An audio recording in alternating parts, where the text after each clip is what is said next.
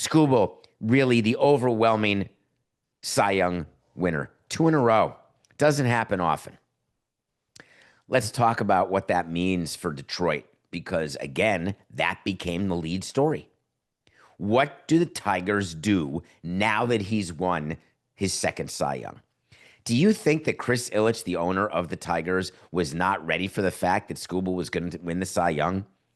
Skubal was the favorite to win the Cy Young ever since the All-Star game, frankly, when Skeens and Skubal faced each other, becoming the first set of All-Star starters to bring it home with Cy Young since 2001, when Randy Johnson and Roger Clemens did it.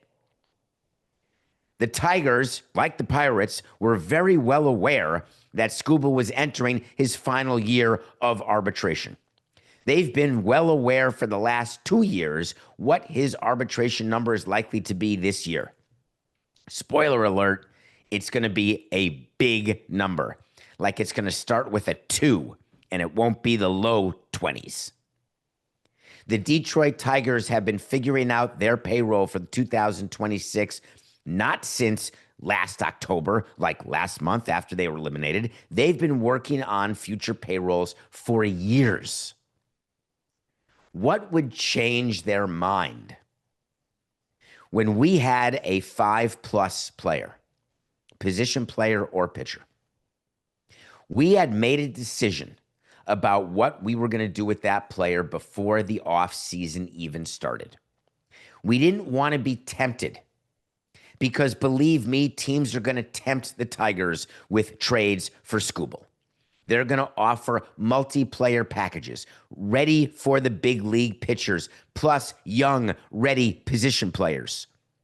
You're talking about the second most valuable asset in baseball, Skeens being the first. The reason Skubal's second is he only has a year until free agency. There are teams who will approach Detroit and say, give us a window to negotiate. But Skubal's agent is Scott Boras.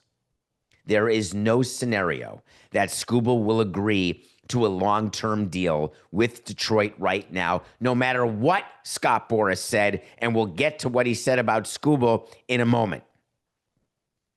The reality is that you have to know what your plan is while you remain flexible, given if there is some sort of thing in the market that happens that you didn't expect.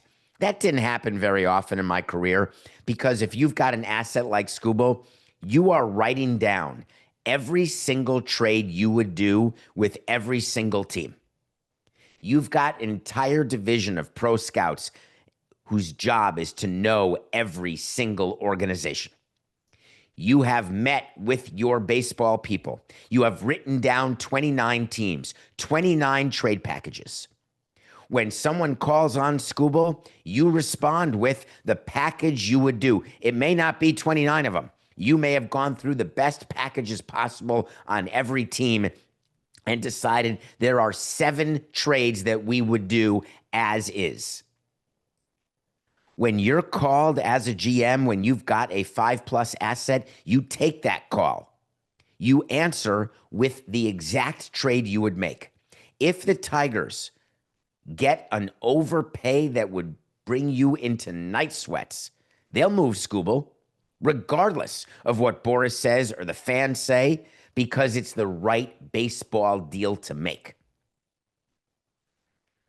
I'm extremely happy to tell you that Skeens and Skubal are starters you should be watching. There are a bunch of must-see pitchers in Major League Baseball. It's an exciting time. There's a labor part of all of this as well, because 2027 could be a work stoppage, which would be Skubal's first year as a free agent. And the thing about work stoppages is that players get a year older if you miss a year. And when you're a pitcher, you don't want to miss a year of your prime. It impacts your earnings potential. Does it mean that Skubal would sign a long-term deal today that he wouldn't normally? My answer to all of you is no. Do not think that the labor situation that exists with the agreement running out is going to cause these players, especially Boris players, to do anything out of character, to take any sort of discount because of their concern about a work stoppage. The union won't allow it.